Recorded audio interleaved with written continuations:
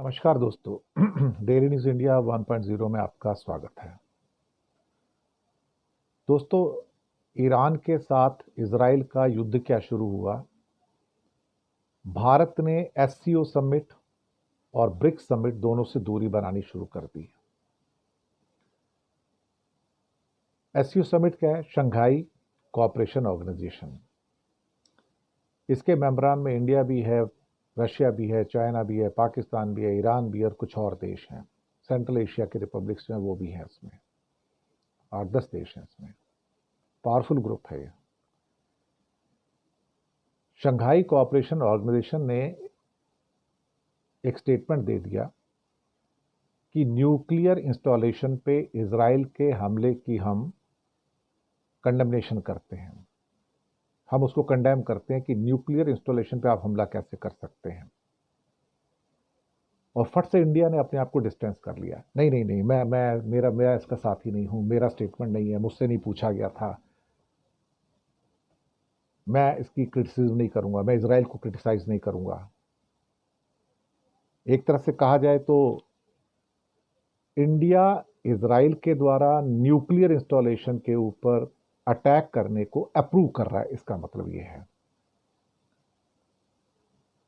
हिम्मत नहीं पैदा कर रहा है इंडिया। यार, सारी दुनिया में वियना कन्वेंशन है, उसके अंतर्गत आप किसी की न्यूक्लियर इंस्टॉलेशन पर अटैक कर ही नहीं सकते। और इजराइल कर रहा है तो इंडिया मरा जा रहा है।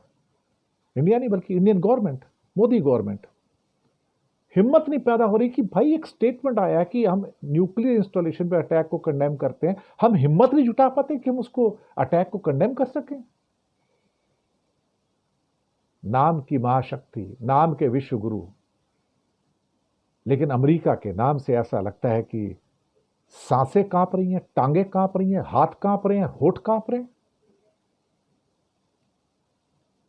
ब्रिक्स से भी दूरी बनाई जा रही है। ब्रिक्स की करेंसी की बात हुई, 6 बार बोल चुके हैं जयशंकर, अरे नहीं नहीं, हम तो डॉलर के साथ रहेंगे, हमारा ब्रिक्स करेंसी से कुछ लेना देना नहीं है। बोलने की जरूरत क्या है आपको? क्या चाइना बोलता है कि हम ब्रिक्स करेंसी से दूर जा रहे हैं या डॉलर के साथ रहेंगे?